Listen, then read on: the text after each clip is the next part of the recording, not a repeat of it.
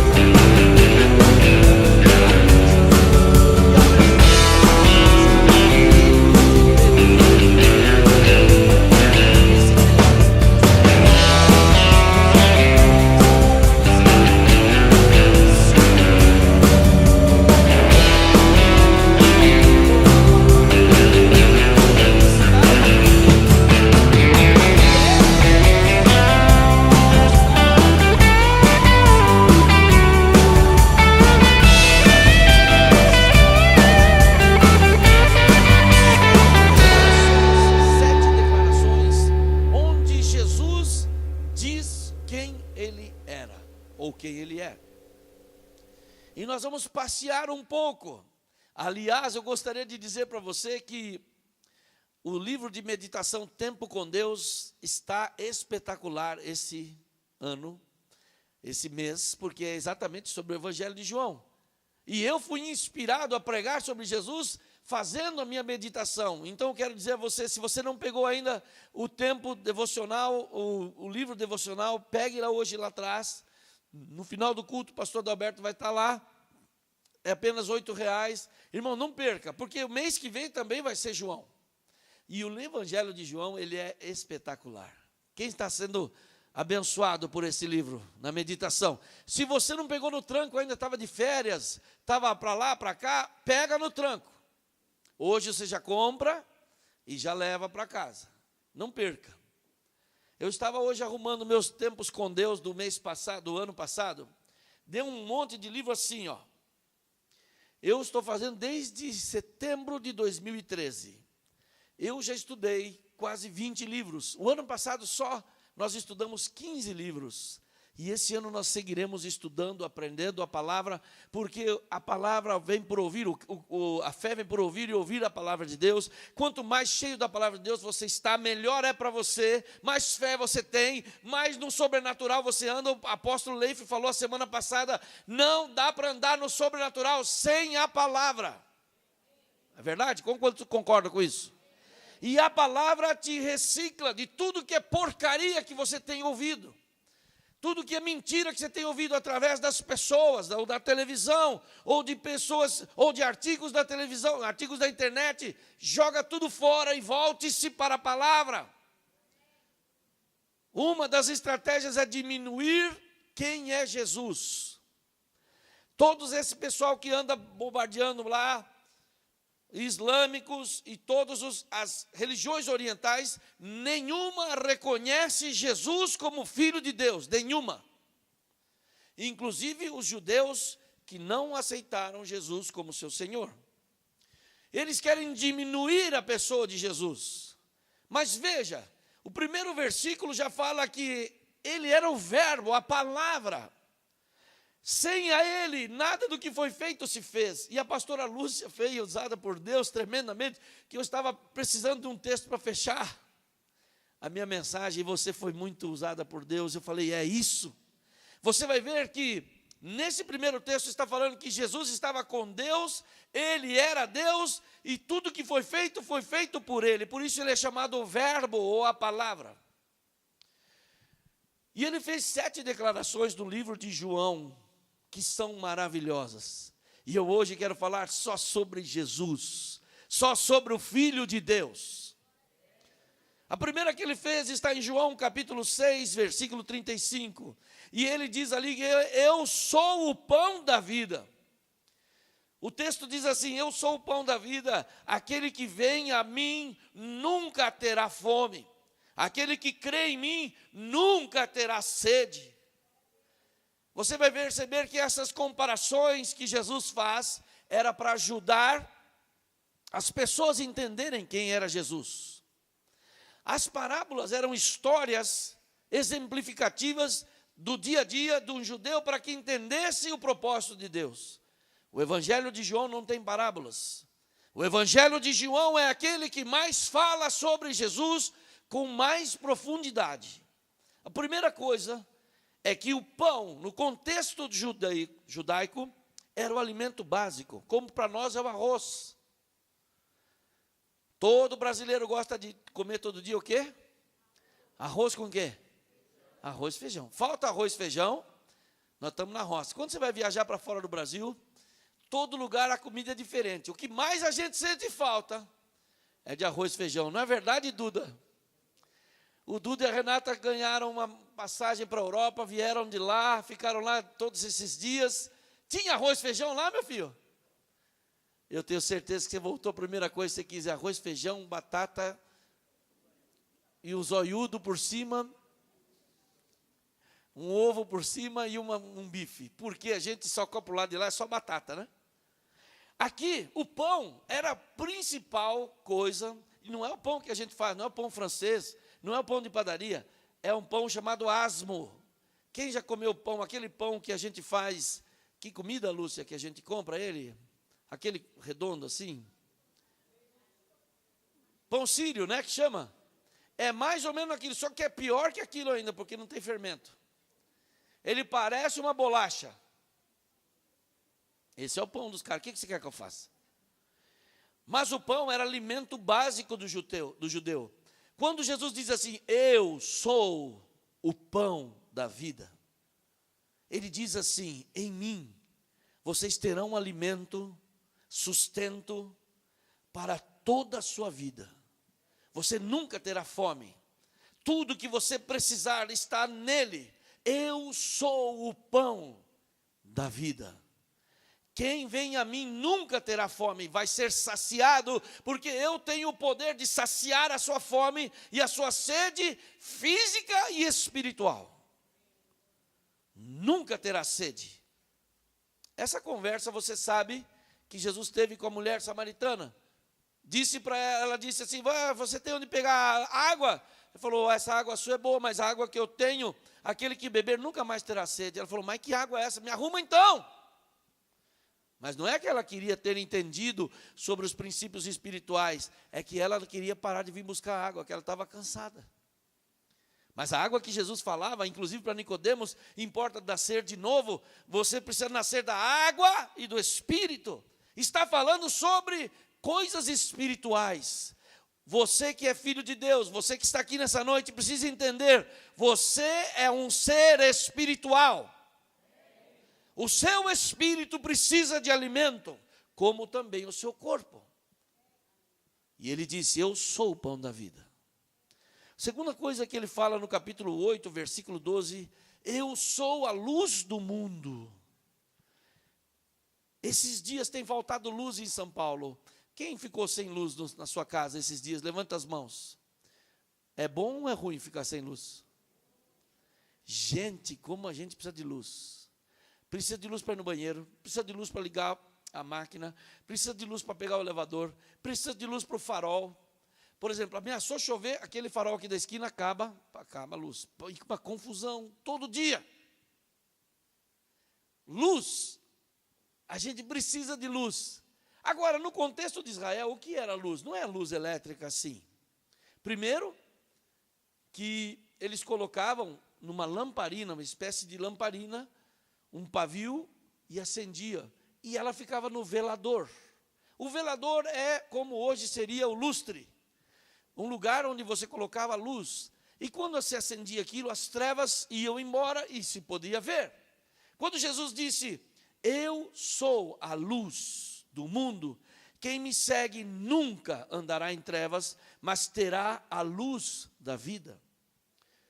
A luz do mundo significa o referencial, o luzeiro, o holofote, o farol, o lugar de origem de iluminação e direção. Se você pegar um navio e chega perto da costa, o que acontece? Quem já foi visitar um farol? Um irmão, glória a Deus. O resto é tudo neófito. Não conhece o farol. Já fui visitar um farol. O farol, o que ele faz?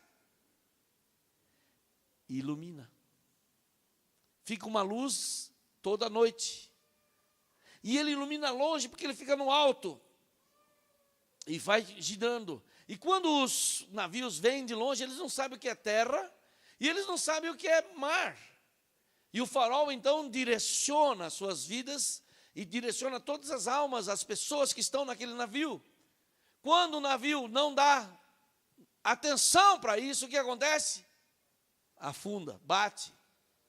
Como aquele navio na Itália, aquele grande cruzeiro, não é? E também como o mais famoso do mundo, o Titanic, bateu num iceberg. Quando Jesus diz, eu sou a luz do mundo, ele fala que ele é o referencial e que nós devemos olhar para ele para buscarmos direção. Você não deve procurar o seu amigo, não deve falar com o seu colega, mas você deve procurar o que Jesus diz sobre as coisas. Ele é o nosso principal orientador, aquilo que nos dá rumo para a nossa vida. Diga amém. Ele é o luzeiro. Sem Jesus você anda em trevas, toma decisões erradas. Quantos já tomaram decisões erradas? Pois eu quero falar comigo, ore assim comigo. Senhor Jesus, em 2015, eu não vou dar na trave. Não vou tomar decisão errada, mas eu vou buscar a tua vontade. Sabe por que você toma a decisão errada? Porque não consulta a luz do mundo. E ele disse, eu sou a luz do mundo. Pastor, mas o moço é bonitinho, eu quero namorá-lo. A pergunta é, Jesus quer que você namore? É a pessoa certa? Deve ser, pastor. Ele é tão lindo, ela é tão linda. Não é essa a pergunta. Eu não estou perguntando se é bonitinho ou feinho. Estou perguntando se é a pessoa certa. Porque muita gente vende-se muito bem, mas no fim é gelada, é fria. Fala bem aí, irmãs. Fala bem aí, irmãos. Quando Deus fala, vai que é tua, Tafarel, aí você vai. Quando ele não fala nada, pastor, Deus não falou nada, quem cala consente, então eu vou. Não. Ele é a luz do mundo. Se você não quiser tomar decisões erradas em 2015, aprenda a buscar a orientação de Jesus. Terceira coisa que ele fala, eu sou a porta. João 10, versículo 7 e versículo 9. Digo-lhes a verdade, eu sou a porta das ovelhas. Eu sou a porta, e quem entra por mim será salvo, entrará e sairá e encontrará pastagem. Pastor, eu nunca esperei que Jesus ia falar que era porta. O meu cunhado sim é uma porta. Bicho é teimoso. Não, não é essa a porta. A porta aqui no contexto judaico significa o lugar de entrada para se proteger. Tanto as cidades tinham porta, como também os apriscos tinham porta. E quando você passava pela porta, você se sentia protegido, você se sentia amparado, seguro, com segurança, assegurado, e de estar dentro de uma cidade. A porta significa estar dentro de. Atenção, lá atrás estou pregando, está comigo? Representa estar dentro, estar protegido. Passar pela porta era estar abençoado, protegido. Eu sou a porta. Eu sou a porta. Eu estive em Jerusalém o ano passado, junto com a pastora Lúcia, e até hoje tem as portas das ovelhas, a porta do monturo, a porta do não sei o quê, a porta do lixo, a porta não sei o quê, uma série de portas. Estão lá até hoje. Quando alguém queria entrar na cidade, se a porta estivesse fechada, ele estava fora. Mas uma vez que ele entrasse na porta, estava protegido. Quando Jesus diz, eu sou a porta, diz assim, aquele que entra por mim, aquele que através de mim entrará e sairá e encontrará pastagem. Ele está falando de cuidado, está falando de subsistência, de proteção, de segurança. Jesus é aquele que te dá segurança. Quero dizer uma coisa para você, o pessoal pode falar o que quiser, a nossa segurança vem do Senhor, não vem da rádio, não vem da televisão, não vem dos comentaristas. Você vai ter um ano próspero e abençoado, porque você não se baseia naquilo que os outros falam, mas você se baseia naquilo que o Senhor fala. Amém? Quantos creem nisso? Irmãos, eu quase que estou parando de assistir novela. Novela. Novela eu nunca assisto. Quê? Não assisto não. Graças a Deus. Agora, o jornal, eu gostava de assistir jornal. Só que agora eu durmo. Gente, que coisa. A gente vai ficando velho. E eu ria dos meus tios que dormiam na frente do jornal. Olha o tio dormindo, ai. Agora não demora 5 minutos. A Lúcia já sabe. Ela dá risada. Meus filhos dão risada.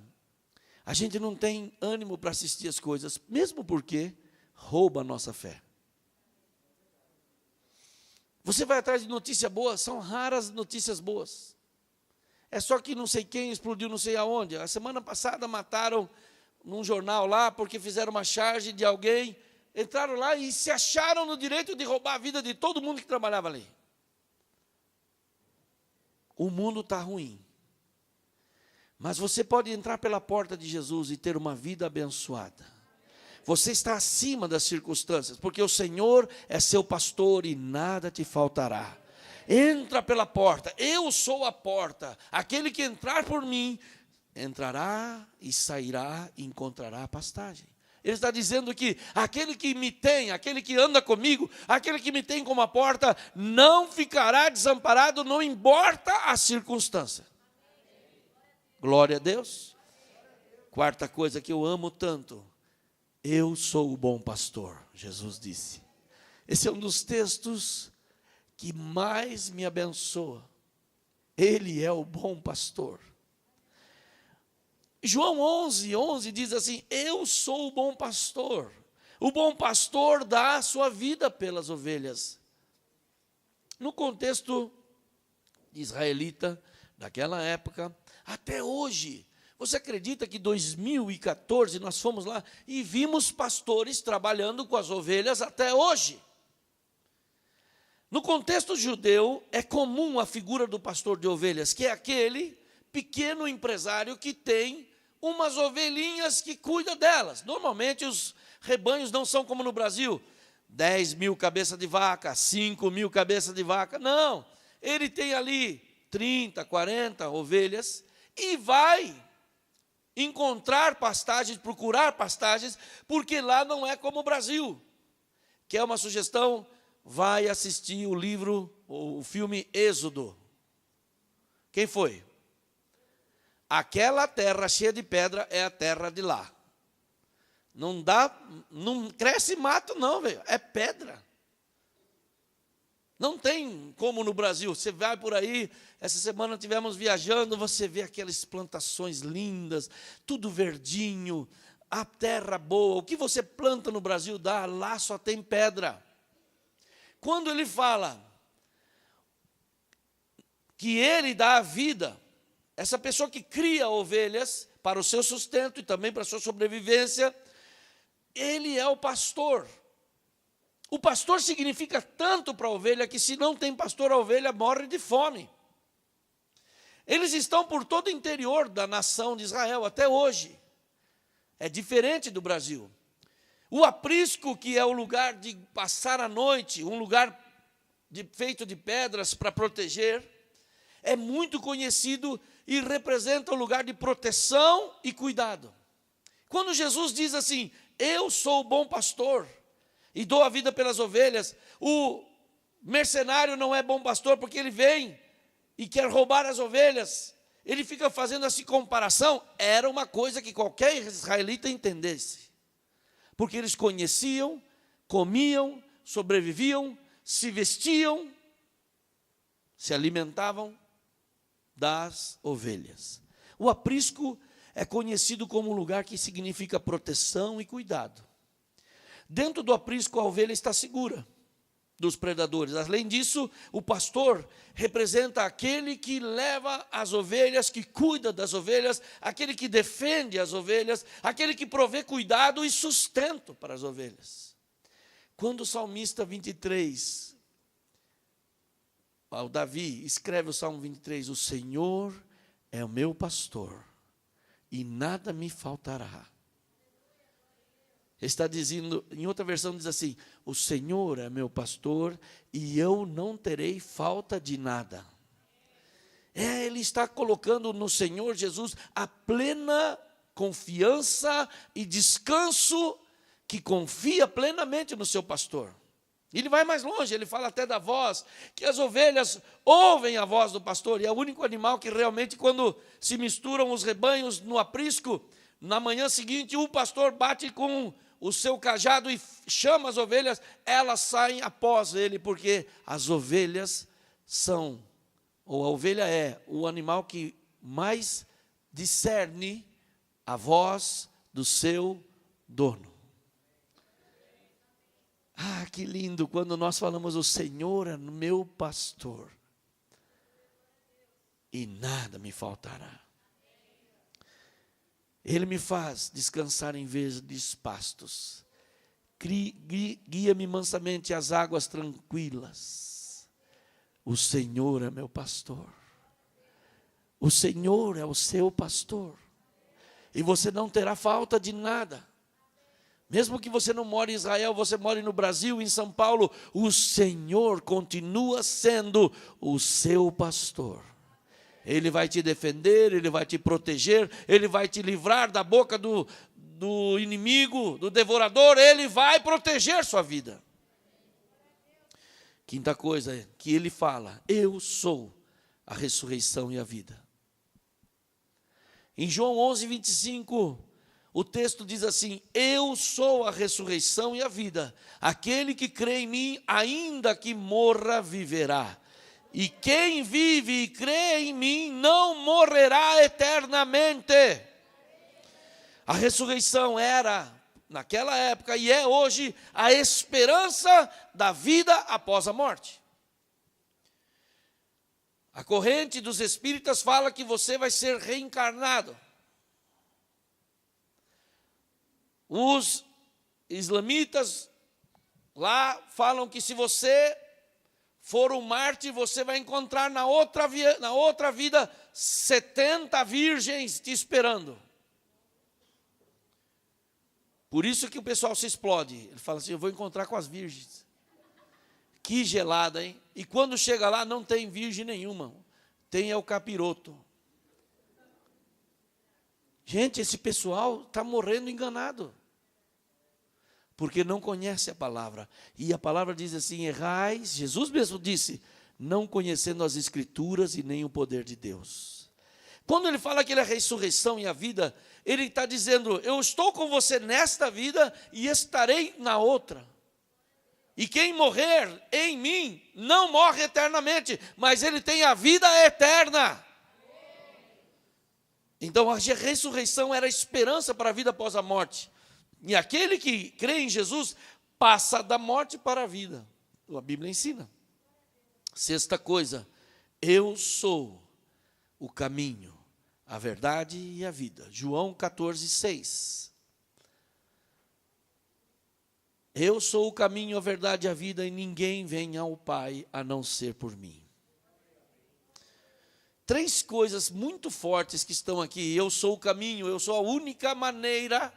O que era caminho no contexto de Israel? São pequenas estradinhas que as pessoas caminhavam, que levavam do ponto A ao ponto B. Nós sabemos disso, tem estrada aqui também. O caminho, a rota, a estrada, a via, eram rotas que conduziam as pessoas aos lugares pretendidos. O caminho para Deus é um só. Muito diferente de que hoje tem falado por aí. Todos os caminhos levam a Deus. Mentira. Um único caminho leva ao Senhor. Jesus Cristo, o Filho de Deus. Ele é o único caminho. Ele é a única verdade. E a verdade para os judeus era inegociável. Os judeus não mentiam. Os gente boa não mentiam. Era algo inegociável para o judeu. Eles não mentiam, porque sabiam já lá do Velho Testamento, lá dos mandamentos, que mentira era pecado, era errado. Quando então ele fala, eu sou a verdade. Muitas vezes quando Jesus ia fazer uma declaração importante, ele falava, em verdade vos digo. Em outras palavras, preste atenção nessa grande verdade que eu estou te falando. Amém? Eu sou a verdade. E eu sou a vida. Outro artigo que eles davam muito valor, que era uma vida abundante, não uma vida de escassez, mas uma vida e vida com abundância, como a própria Bíblia fala, sem carência de nada, sem falta de nada, mas vida e vida com abundância. Então, quando Jesus diz, eu sou o caminho, eu sou a verdade, eu sou a vida, ele está dizendo, tudo que você precisa está em mim. Diga amém. Nós tivemos um culto aqui, não me lembro quando foi, semana passada, que na adoração eu tive claramente uma direção do Espírito Santo e eu disse ao povo, às pessoas que estavam aqui, hoje o Senhor está dizendo que tudo que nós precisamos está nele. Quantos lembram disso? É a verdade. Você não precisa de muita coisa, você precisa de Deus. E Jesus é o nosso referencial. Sétimo e último. Eu sou a videira. Versículo 1 do capítulo 15. Eu sou a videira verdadeira. E o meu pai é o agricultor. Esse texto é muito lindo, é um dos textos que eu amo muito. Porque ele fala de algo que quase todo judeu tinha em casa, que era uma planta chamada parreira. Quantos já viram uma parreira? Ah, é lindo. No contexto de Israel, aqui nós temos, quem morava no sítio aqui, o que tinha no fundo de casa? Tinha um abacateiro, tinha uma laranjeira, uma mexeriqueira, tinha uma hortinha, né? Em Israel, o que eles tinham? Uma parreira. Por quê? Porque de lá eles plantavam, e era muito comum, e a parreira, ela não nasce de semente, não sei se você sabe. A parreira nasce de um broto tirado de uma árvore. Esse broto principal chama-se videira verdadeira. Esse principal, a árvore principal, chama videira verdadeira. Como chama aquele filme que a gente viu a colheita das uvas lá e tinha uma videira caminhando nas uvas? Não sei, eu nunca guardo o nome de filme. Antigo que o pessoal fazia uva e pisava. Aquele que pega fogo Caminhando nas nuvens, anota aí. Ali, eles protegem a videira que deu origem a todo o parreiral. Ali está mais exemplo, mais bonito que eu já vi até hoje. Aquela videira tinha muitos anos, e dali eles tiravam os brotos. Quando Jesus disse, eu sou a videira verdadeira, ele fala assim, tudo começou comigo. Entenda isso. Eu sou o início de tudo que está acontecendo. Ele fala, eu sou a videira e vocês são os ramos. Em outras palavras, eu sou o tronco principal, a árvore principal, e vocês são os galhos menores. Aquele que está ligado em mim, dá fruto. E o que não está ligado em mim, vai ser cortado e lançado fora. Quando ele diz, eu sou a videira verdadeira, todo mundo entendia, porque todo mundo tinha uma parreira em casa. Todo mundo tinha o fruto da parreira, fazia o mosto. O que é o mosto? Um suco de uva, feito em casa. Só que quando fermentava, ele se tornava com álcool. Até hoje, é como se faz os vinhos. Nós tivemos a oportunidade, acho que foi o ano passado, de ir numa vinícola aqui em São Roque. Faça isso um dia. A Rota dos Vinhos, vai lá. E marca uma visita. E nós fomos aprender como é que se faz um bom vinho. Que legal que é, irmãos. Que joia que é. Vai aprender. E você vai ver como tem sentido isso. Agora,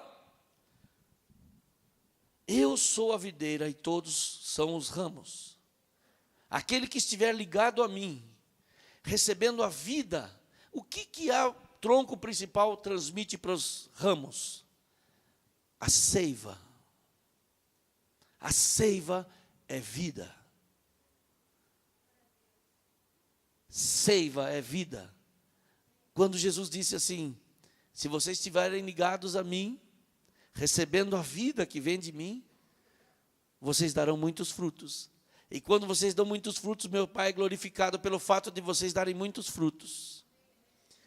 Mas aquele galho que não está ligado a mim, ele vai morrer e ele não vai servir para nada, porque não tem conexão com Jesus. Deixa eu falar um negócio para você. Mais do que você vir na igreja, você precisa estar conectado a Jesus. Mais do que ser um crente, você precisa amar a Jesus. Reconhecê-lo como seu Senhor e Salvador e viver para Ele. Não seja um crente marca barbante, fajuto, fraco, que não é convertido. Seja um crente de verdade, ligado a Jesus. E quando você está ligado a Jesus, vem o sofrimento, você aguenta, porque o bom cabrito não berra.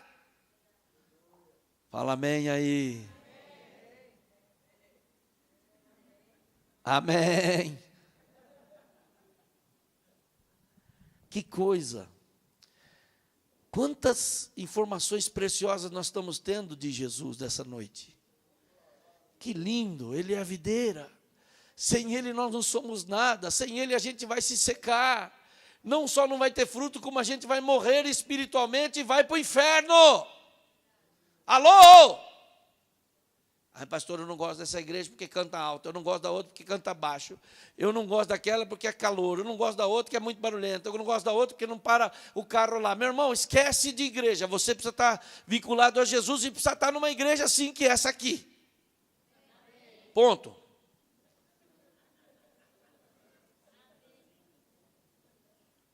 Porque na igreja tem que pregar sobre Jesus. A igreja que você vai ter que ser cristocêntrica. Prega sobre Jesus. Ele é o Filho de Deus. E nele nós estamos conectados ao Pai. Por isso que é importante a palavra de Deus todo dia. Quando você se alimenta da palavra, você tem um dia abençoado. Eu fiz um projeto para a minha vida, acordar cedo. A primeira coisa que eu faço é obedecer e ler a palavra. Gente, tudo fica fácil. Até aguentar minha mulher fica fácil. Aliás, é sempre fácil aguentar ela, só que ela quer mandar muito em mim. Eu sou meio rebelde às vezes. Mas eu tenho que aprender a ser submisso. Quando eu deixo a palavra de lado, até pior marido eu sou. É verdade ou não é? Eu dou mais coice, respondo. Aí ela me corrige, bate em mim, aí eu fico bom. Brincadeira, ela nunca bateu em mim. A minha esposa é uma benção. Mas eu sei quando você fica carnal. Quantos percebem quando você fica carnal? Quantos percebem? Não, levanta a mão, deixa eu dar mais um tempinho. Ah, você percebe? E o que você faz? Ora nada, a gente fica carnal, mais brabo ainda. Vai piorando, até que Deus te dá um tranco. Ai, Senhor, me perdoa, aí você se arrepende. Mas a verdade é que quando a gente está desconectado a Jesus, a gente começa a morrer espiritualmente. E quando você está conectado a Ele, como na videira, você recebe a graça. Um culto como hoje, por exemplo, eu coloquei aqui meu rosto no chão, falei, meu Pai, pode vir buscar a gente agora. Está tão bom, que bênção. Eu me entrego. Eu não tenho vergonha não, gente. Na hora da adoração, eu me entrego. Eu aprendi isso. É tempo de conectar-se com Deus. Muitas vezes Deus me leva a pedir perdão. Até mesmo para minha mulher. Para os meus filhos. Reconhecer que eu fiz alguma coisa que desagradou ao Senhor. E eu me humilho ali diante de Deus. Estou conectado, entendendo a voz do Espírito. Que fala ao nosso Espírito. Essa é a vida que vem de Deus. É o ser espiritual. E Jesus disse, eu sou a videira. E gente, não dá outra. Se você está conectado com Deus, as bênçãos vêm. Você não corre atrás, elas vêm para você. Você só faz assim, manda mais, Senhor, aleluia. É uma atrás da outra.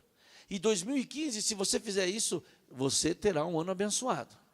Ah, mas 2015 eu vou mudar. Não, muda já, meu irmão, já estamos em 2015, alô?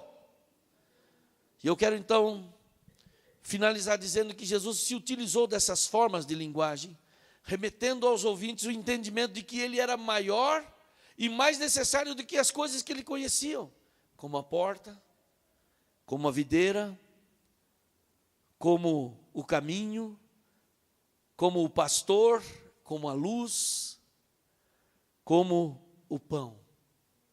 Jesus disse de coisas que eles tinham nas suas casas, para dizer que ele era maior do que qualquer uma dessas coisas.